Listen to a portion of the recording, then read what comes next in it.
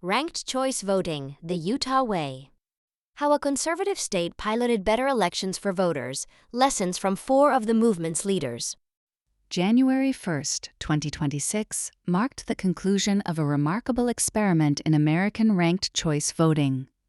A bipartisan bill passed by the Utah legislature in 2019 led some of the state's reddest cities to adopt a ranked choice voting pilot, a program widely appreciated by their mostly Republican voters. These cities reduced their election costs by 40%, had fewer low-plurality winners, improved representation, and saw more positive campaigns. At the program's zenith, 23 Utah cities opted to use ranked choice voting methods in their elections, and voters largely approved. Polling found that a majority of voters enjoyed using ranked choice voting. More than 75% found it easy to use. A majority were more likely to vote for their preferred candidate, and a majority wanted to continue to use ranked choice voting in local elections. Out of the 23 participant cities, 13 were in counties that cast ballots for President Trump in 2024. In the 2 inaugural cities, nearly 70% of voters voted Republican. Moreover, most of the champions of the policy in Utah are card-carrying Republicans. Yet in recent years, the National Republican Party's official stance on ranked choice voting has soured. Increased partisanship on the issue led to the pilot project sunsetting in 2025, contrary to the values and wishes of its many conservative proponents. How and why did a very red state come to embrace ranked choice voting? What impeded its broader adoption? And as the pilot concludes, what lessons might fellow conservatives draw from Utah's experience? To find out, Sightline spoke with 4 key players who have helped bring ranked choice voting to the state. Bipartisan origins and the Utah way. The Utah ranked choice voting experiment is notable not only for its popularity among conservative-leaning voters, but also for its origin story. While parties are becoming more polarized in their attitudes toward ranked choice voting today, Utah's experiment began with a notable display of bipartisanship in 2017. The bill to usher in ranked choice voting in Utah was the brainchild of the most progressive member of the State House, and the most conservative. Former Rep. Mark Roberts had been a proponent of ranked choice voting since using the method himself in Utah Republican Party caucus meetings.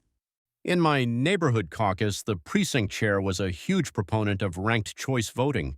He was the one that introduced me to it. We would use it every now and then in our county convention and even the state convention. I loved it because from a voter's perspective, I hated being stuck in a situation where I got to pick between the worst of 2 evils.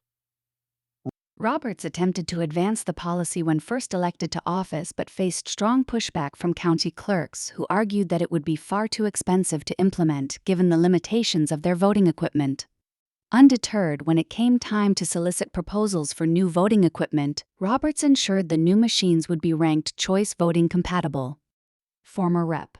Rebecca Chavez-Houck, who served as the minority whip for the Democrats at the time, became curious about ranked choice voting while serving on a commission to strengthen Utah's democracy. She viewed it as a way to increase Utah's voter participation levels and electoral competition in a state where a small number of Republican primary voters can effectively determine outcomes. The 2 lawmakers realized they were aligned on the issue when Chavez-Houck filed a bill on the topic. Roberts reached out, telling Chavez-Houck, Look, I've been at this for 3 years. Here's the lay of the land, and here's what I've tried. I'm more than happy to help co-sponsor this thing. Roberts and Chavez-Houck joined forces. The bill sailed through the State House, backed by some of the most conservative members at the time, many of whom strongly favored local control of election methods. It was awesome. Recalled Roberts, and the novelty of the bipartisan collaboration helped sell the idea to wavering lawmakers. Chavez-Houck agreed. We like to talk about the Utah way here. It's the idea that Utahns compromise and find solutions to tough problems, and this was a great example. The bill ran into headwinds in the Senate, where it stalled on a deadlocked vote in committee until former Utah Republican Party Chair Stan Lockhart agreed to lobby on its behalf. Lockhart had a strong reputation as a trustworthy member of the conservative establishment, and his advocacy helped overcome other senators' doubts, even if some still harbored lingering misgivings. Lockhart pushed for a compromise in the form of a municipal pilot project, whereby cities could opt in or out of using ranked choice voting in their elections. A practical, cost-saving solution to electoral problems. Roberts, Lockhart, and other conservative allies of the movement found their way to ranked choice voting through their years of political experience. They saw the reform as a pragmatic solution to improving representation, an incentive for more civility in campaigns, and a no-brainer for saving taxpayers' money. In terms of political philosophy, ranked choice voting also aligned better with the type of election they believed the founders intended. Crucially, many Utah elected representatives already had experience using ranked choice voting in party caucuses and conventions. In the early 2000s, Utah Republicans would hold local caucuses to determine who would represent them at the state party convention, where delegates would often select Republican nominees for statewide office. Needless to say, this nomination process led to lots of rounds of voting. Stan Lockhart experienced ranked choice voting firsthand in 2002 during a Republican Party convention where they needed to determine nominees for at least a dozen seats. Lockhart recalled, "It took what would have been a 12-hour convention and got us out of there in 3. He had observed ranked choice voting at work again during the nomination for governor in 2004, but remained a skeptic. I still wasn't won over. It took the party using it for 10 to 12 years for me to warm up to it. That's just how conservatives are." Even with his reservations, Stan eventually determined that ranked choice voting was a superior method. Around 2014, Utah Republicans were growing troubled by the effects of recent voting reforms that allowed candidates to qualify for the primary ballot by gathering signatures, leading to plurality outcomes. Candidates were winning primaries with 20 to 30% of the vote, and elections were vulnerable to spoilers. In an op-ed in a local newspaper in 2017, Chavez, Houck, and Roberts made the case that ranked choice voting would make for a much more functional primary process to determine a replacement for former Rep. Jason Chaffetz's seat. In imagining a ranked choice voting world, they wrote, There would be no spoiler candidates. Everyone could vote for the candidate they supported without fear that they were helping elect the person they liked least. The winner would have majority support. Kayleen Potter, the former Republican mayor of Heber City, Utah, and executive director of Utah Ranked Choice Voting, especially liked that ranked choice voting gave candidates a reason to talk to everyone, not just their party's base, saying, As a candidate, even if you're not someone's favorite, you want to be their second choice, so you go and knock on the door of the person with the lawn sign for your opponent. She believes that this incentive structure should translate into more goodwill and civility in campaigns. Potter is not alone. Current Utah Attorney General and former Utah Republican Party chair, Derek Brown, agreed in a 2020 interview about the party's nomination process. It was much more civil in the convention when ranked choice voting was used, and it's interesting now, paralinguistic in the primary, paralinguistic without ranked choice voting, there's a lot more animosity. Potter believed that the cost-effectiveness of ranked choice voting made the pilot option attractive to cities. Some cities did it because they were super small. They wanted to save the cost of a primary and avoid dragging out the process for so long.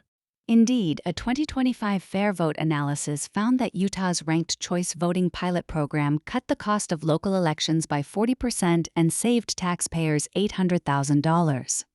Finally, support for ranked choice voting among Utah lawmakers and activists was as much philosophical as it was pragmatic. In Lockhart's words, "We have a representative republic, which puts enormous importance on elections. It's the only time when citizens can directly express their will. Shouldn't we be trying to capture that as purely as possible?"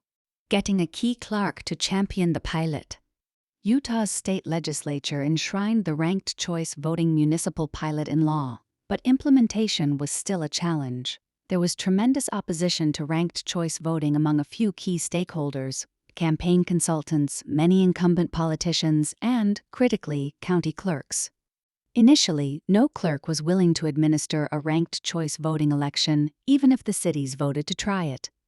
Lockhart eventually found his champion in a newly elected clerk in Utah County, Amelia Powers Gardner. Unlike many public servants, Powers Gardner hailed from the private sector. She had previously worked in engineering and business development with Caterpillar and was open to trying new things. In a 2020 interview with the local television station, Powers Gardner quipped, "A lot of my peers are very resistant to ranked choice voting, but my peers are resistant to all change." Vineyard and Payson, two highly conservative Utah cities, became the first to try ranked choice voting. They found they could use their regular equipment and that the tabulation process did not take long. After Vineyard trialed ranked choice voting for its city council election, city recorder Pamela Spencer recalled for the Salt Lake Tribune, "We didn't have any problems. People understood it. We had maybe 2 phone calls about it." Additionally, ranked choice voting halved Vineyard's election budget by eliminating a primary. Later, Powers Gardner and her team would share what they had learned from the experience, establishing a playbook and offering support to other cities who were interested. Powers Gardner's willingness to take the leap and share resources helped trigger wider uptake, and the pilot grew from 2 cities to 23 at its peak. Survey says, Utahns overwhelmingly liked ranked choice voting. So, what did the voters think of their experience using ranked choice voting? In 2024, Utah Valley University's Herbert Institute published a report parsing the results of opinion surveys on this issue conducted in 2021 and 2023. In 2023, they found that 94% of voters in cities using ranked choice voting were satisfied with their voting method. 82% said ranked choice voting was easy to use, and 67% said they were more likely to vote for their favorite candidate than they would be in single-choice elections.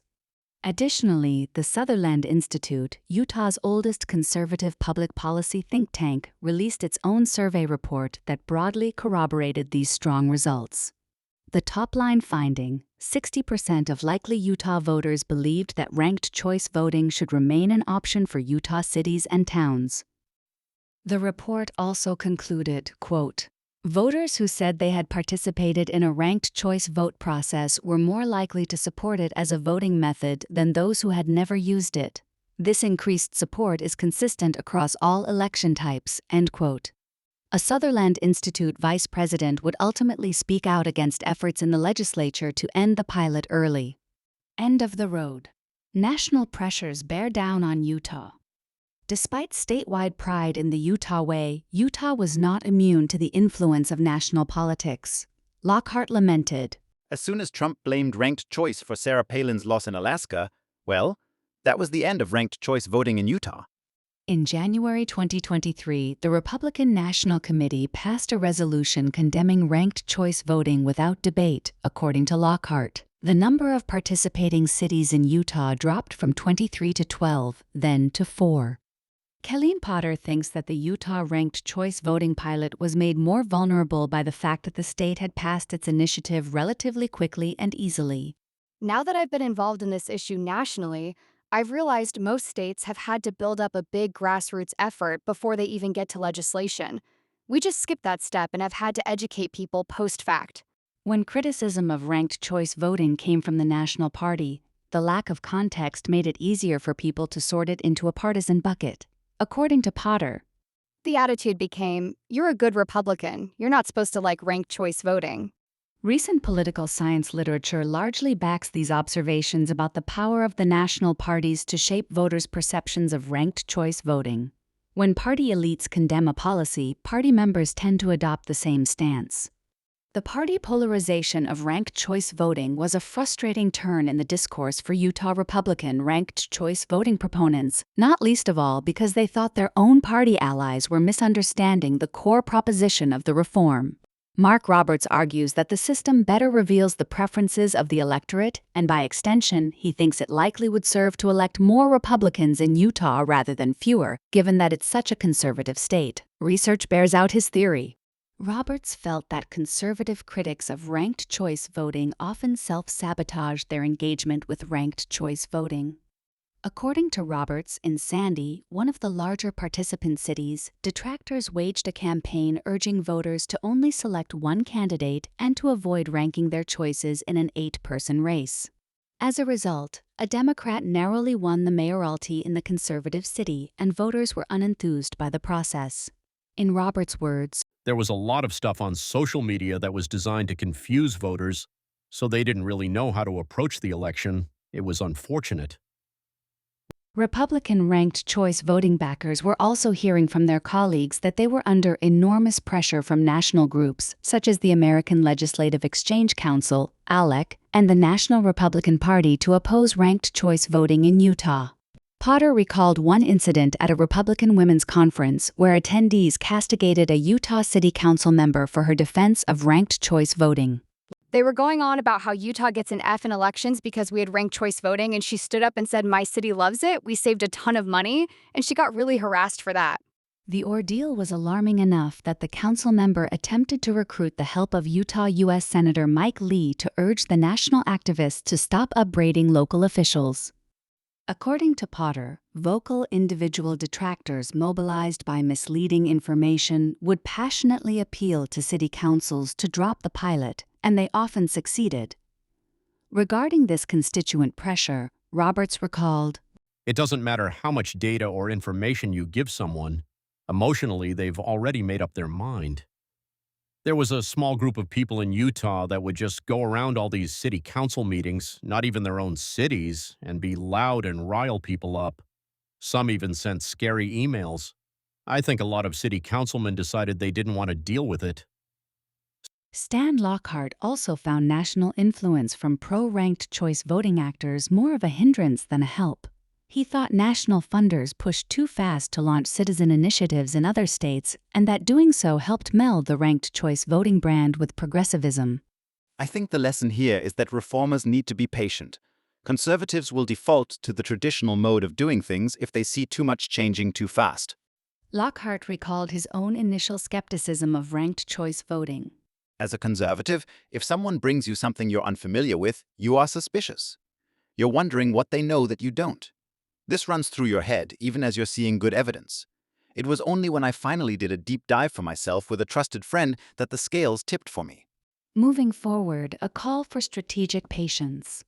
Today, the ranked choice voting advocates in Utah believe now is a moment for strategic patience, reflected Potter. Party loyalty won out over people's willingness to dig into the nerdy election details, so right now it's time for us to weather the storm. Chavez Hauk believes there's lots they can do to sow their message in the meantime.